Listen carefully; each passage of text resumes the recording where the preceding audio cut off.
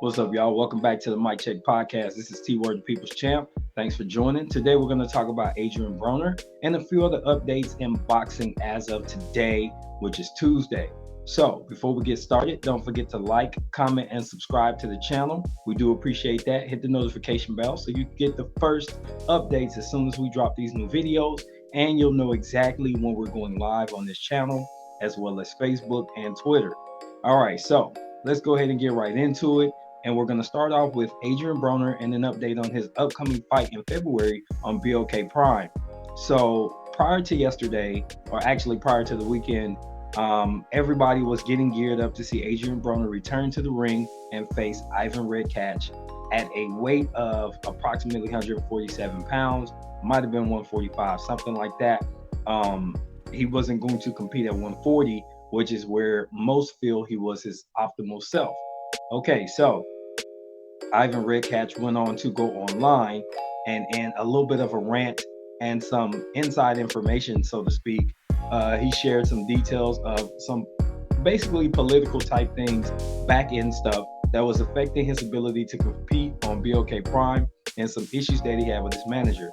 Now, I'm not here to do the gossip mill, so the back end of boxing in that regard is not something we're going to get into today, but I can say that unfortunately, these dealings have forced him to pull out of the fight.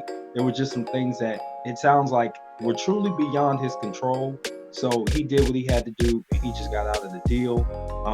But it did also sound like he really wanted to just fight, and it almost sounds like he was willing to do it for little to no money. So that being said, that left Adrien Broner without a dance partner rather than cancel the fight, because think about this. BOK Prime and Adrien Broner are on record after a big announcement on YouTube with Blue Blood Sports TV. They made a big announcement that Broner was going to be competing 3 times in 1 year for $10 million. And this was going to be the first match here in February 2023. Okay, so Broner seemed to already be having issues with weight. So there were concerns that the fight was in jeopardy just based on the training footage that was out. But me being a personal trainer, I never really got concerned about the weight, because if he's getting in there with a somewhat less than opponent, even if he kind of weight drains to make a specific weight, he's going to be good enough to look like somebody that could get in shape for a particular fight.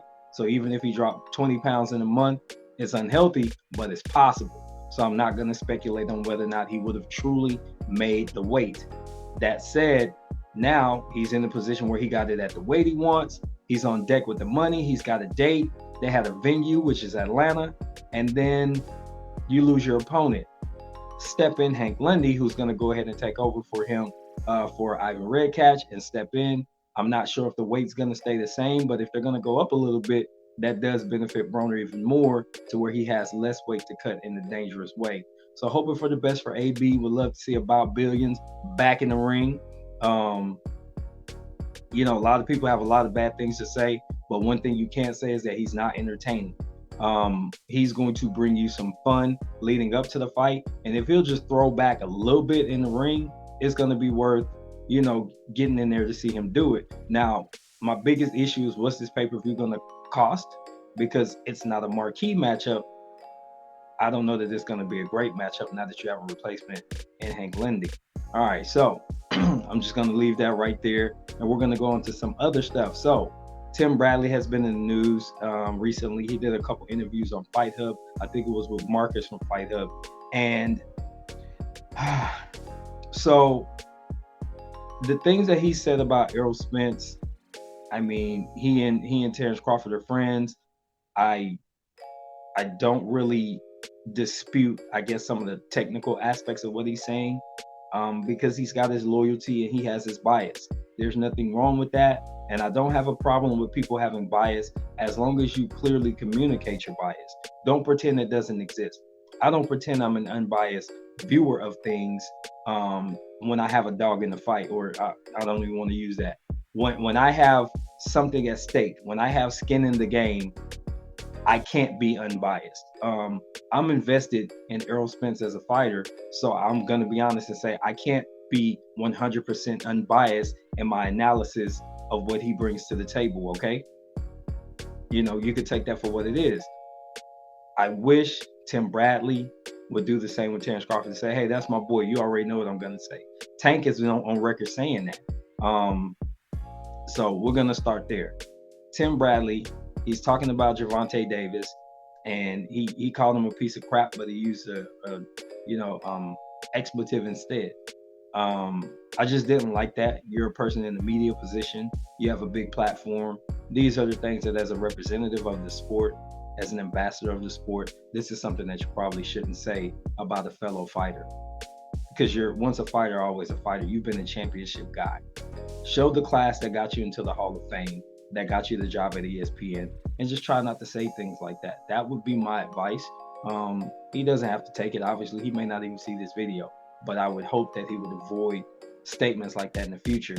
Then he goes on to say something about Errol Spence that I thought it doesn't seem right. Just using the term boy and addressing a relationship between one man and another man and using boy as a descriptive term, you put a negative connotation on something that didn't necessarily need it. And I think that is another black eye that you're putting on the sport, because for people who aren't informed and people who aren't aware, they're going to see that, and a lot of people are going to take it and run with it. Like he says in the clip, which I'm not going to play here, this interview is probably going to get a lot of views. This is going to get a lot of clicks. So did you say it for clickbait, or did you say it from a genuine standpoint? Because I feel like if it was something that was genuine and you really just care about the sport of boxing itself, you would try to avoid doing damaging things by making reckless statements in public and putting it on platforms that get quite a bit of views. And then you're just piling on. You're giving everybody a headline. I mean, here I am making a video about it, but more or less as a reaction and a footnote to some other things going on in the sport. I just really don't like that. That's the route he chose to go, by basically saying that Errol Spence Jr. is in a subservient role to Al Heyman, and that he only does his bidding and does what he's told. We don't really know how the business dynamic works. I do understand that boxers are mostly independent contractors.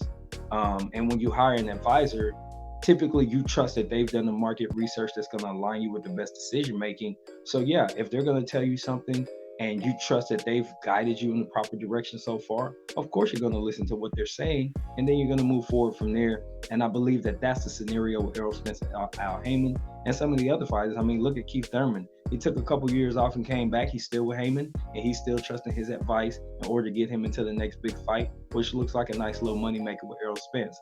In my opinion, I don't see a reason to try and say that these men are boys because they're taking the advice of somebody that's helped them make money. I just don't think that that's a good look, and I would hope that in the future, Tim Bradley might be a little bit more cautious with his words. You don't have to bite your tongue, but there's a way that you could say things to convey your point without necessarily being dishonorable, and I just didn't find honor in what he was saying. So I would love to get your input, love to find out what you guys think about it. This has been T-Word with the Mic Check Podcast. Until the next time, don't forget to like, comment, and subscribe. I'm out of here. Peace.